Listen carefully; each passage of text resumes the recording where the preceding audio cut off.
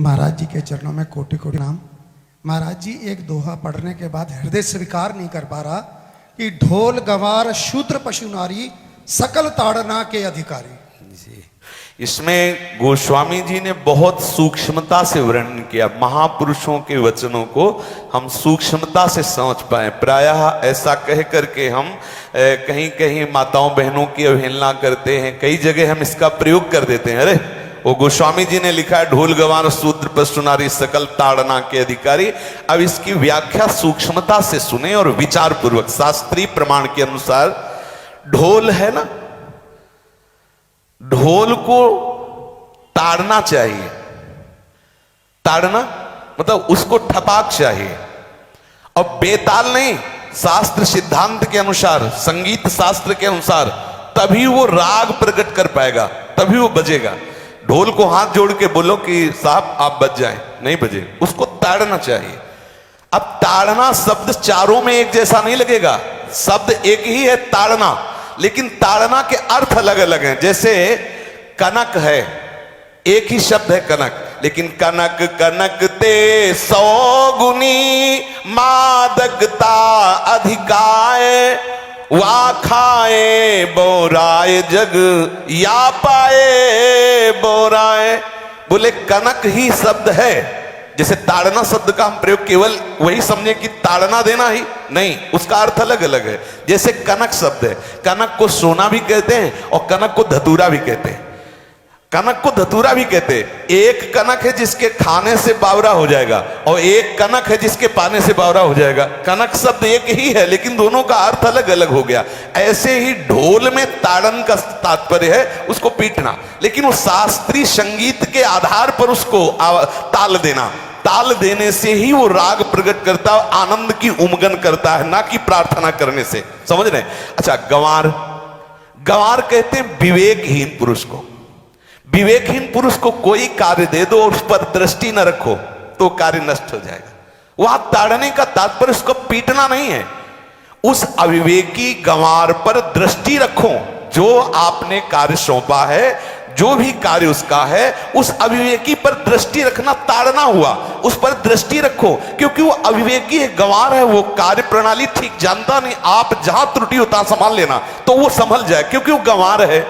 और शूद्र, शूद्र का तात्पर्य होता है शूद्र। वैसे जो वर्ण व्यवस्था में शूद्र का प्रादुर्भाव सबसे श्रेष्ठ जगह से प्रादुर्भाव है। वर्णन आता है ब्राह्मणोष मुखमाशी बाहु राजन्य कृतः उरुददस जद वैश्या पदभ्याग्यं शूद्रो जायत। भगवान के श्री चरणों की ही वंदना होती है। प्राय आपने देखा सबके श्री चरणों की, और शूद्रों का प्रादुर्भाव श्री चरणों से हुआ है। कोई ऐसा न समझे कि शूद्र का मतलब निकृष्ट होता है। यहां शूद्र का तात्पर्य जब से किसी से कहते हैं कि शूद्रवत आचरण करता है, मतलब शास्त्र विरुद्ध, सदाचार के विरुद्ध आचरण करना, शूद्रवत आचरण की तरफ संबोधन किया जाता है। यहां कहा गया कि शास्त्र की सम्मति, शास्त्र के शासन के अनुसार आचरण हो, सदाचार परायण हो। शास्त्र जिसके लिए जो विधान करता है, शास्त्र शासन स्वीकार करना, यहां शूद्र के ताड़न की बात कही गई। यहां शूद्र ताड़न का तात्पर्य डंडे से प्रहार करना नहीं, समझना। और जो चौथा कहा गया नारी, अगर स्त्री को हम ये कहें कि ताड़न से ही वो केवल काबू में रहती है, तो राष्ट्र में अपने प्रसिद्ध लक्ष्मीबाई जैसी कोई सामर्थ्यशाली वीरांगना, कोई वीरों सामने बड़े बड़े वीरों के दांत खट्टे कर दे, ऐसी बहादुर सिंघनी हुई, अंग्रेजों के दांत खट्टे कर दिए। अगर कोई समझे कि नारी केवल ताड़ने के लिए है तो उसकी मूर्खता है। पुरुष और नारी का समान प्रादुर्भाव हुआ है। भगवान ब्रह्मा के श्री अंग से दाहिनी तरफ से महाराज मनु और बाईं तरफ से उनकी पत्नी उनका प्रादुर्भाव हुआ शतरूपा। शतरूपा, अब आप बोलो एक ही शक्ति के दो भाग हो गए, एक पुरुष रूप धारण कर लिया, एक नारी रूप धारण कर लिया। अब यहां विचार जो है कि उस नारी के ऊपर ताड़न शब्द का क्या प्रयोग है। जैसे आप मार्ग में चले जा रहे हैं और आपने दृष्टि चूक कर दी और नारी आपकी स्त्री पीछे चल रही, तो कोई हमला कर सकता है, क्योंकि वो रत्न है। 14 रत्नों में एक रत्न स्त्री रत्न भी है। स्त्री को रत्न कहा गया है।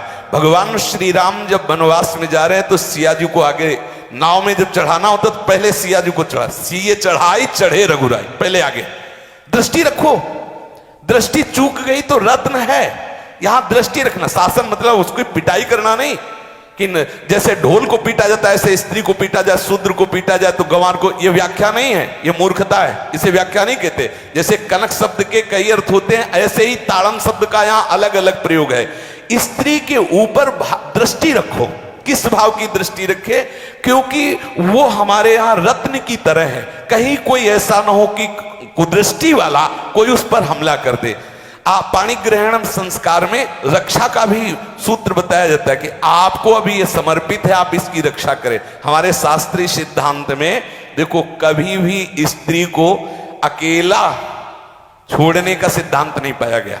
अगर शास्त्रीय सिद्धांत, बच्ची है तो माता पिता के शासन, थोड़ी बड़ी हुई तो भाई आदि के बीच में, और बड़ी हुई तो पति के, और बड़ी हुई तो पुत्रों के, मतलब एक सानिध्य का एक दृष्टि रखी गई है कि यदि आप अपनी दृष्टि में रखेंगे तो उसका अमंगल नहीं होगा, उसका हित नहीं होगा। ये जो जैसे मानो कोई सी स्त्री को अकेला कोई पा गया और कुमार्गगामी वृत्ति वाला हुआ, तो आज जो घटनाएं सुनने को मिलती हैं, अगर हमारी दृष्टि हो उस पर तो ऐसा नहीं हो सकता। और दूसरी बात यह है कि स्त्री को बुद्धि स्वरूपा भी माना गया। भगवान से भीष्म जी कहते हैं, मैंने अपनी कुंवारी कन्या बुद्धि को, हमारी कुंवारी कन्या है बुद्धि, सदैव सुरक्षित रखा है, आज आपके चरणों में समर्पित करते हैं।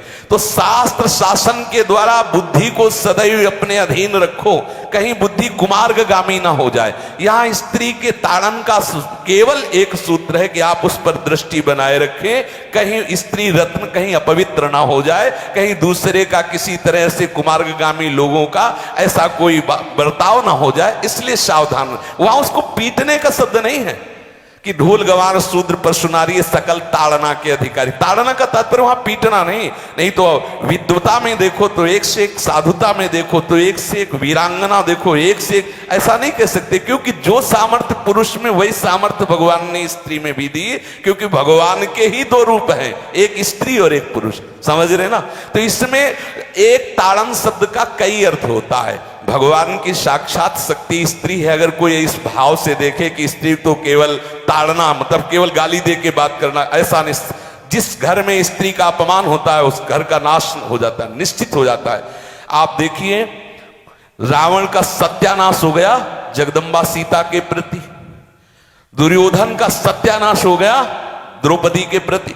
जहां स्त्री का अपमान हो जाए, अगर कोई ये समझे कि स्त्री केवल मतलब जैसा हम चाहें वैसा व्यवहार करे, तो अगर नाश ना हो जाए तो हमें बता देना, क्योंकि भगवान की वो शक्ति है। अगर उसे तुम सोचो कि हम ताड़न करें, जैसे ढोल को ताड़न करें ऐसे ताड़न करें, तो तुम्हारा नाश हो जाएगा। बिल्कुल सच्ची बात समझ लीजिए। केवल वहां दृष्टि रखने की बात कही गई है, आपका अधिकार है, आप उसकी सुरक्षा व्यवस्था में रहें। और एक वृत्ति होती है, अगर शासन ना हो तो हमारी बुद्धि भ्रष्ट हो जाए, हमारी बुद्धि भ्रष्ट हो जाए, आपकी बुद्धि भ्रष्ट हो जाए। भगवान का भय, शास्त्र का भय, लोक मर्यादा का भय, ये हमको सुरक्षित रखता है। इसलिए दृष्टि रखने की आवश्यकता है कि वो पवित्र रहे, वो सुरक्षित रहे, ना कि उसको पीटने के लिए यहां संबोधन किया गया गोस्वामी तुलसीदास जी ने। इसलिए सावधानी पूर्वक अपनी वृत्ति को पावन रखते हुए महापुरुषों के वचनों को समझने की चेष्टा की जाए। गोस्वामी जी ने जो यहां कहा, ढोल गवार शूद्र परशुनारी सकल ताड़ना के अधिकारी, तो ताड़ना का अलग अर्थ है, अलग अलग। जैसे ढोल में ताड़ना, तो वैसे ही सब जगह नहीं ताड़ना लगेगी। आप देखो, पशु जो है, चालक जो घुड़सवार होता है उसको ताड़ना एड़ी से देता है। अपने चालक जो होता है घुड़सवार एड़ी से, किसान जो होता है वो बैल को बोलता है दाहिने, जैसे हल जोतने होता है बाएं, वो भाषा समझता है, बाएं मुड़ जाए, और नहीं मुड़ता तो पीछे अरई है एक छड़ी, उससे वो इशारा देता है, वो समझ जाता है। पशु को अपने इशारे से चला लेते। अब उससे कहे, खड़ा होके हाथ जोड़ के कहे कि भैया बैल देवता अब थोड़ा दाहिने मुड़ जाओ, तो नहीं मुड़ेगा। जब लगाम पकड़ी और थोड़ा ताड़न किया और बोले दाएं, तो फौरन दाहिने मुड़ गया।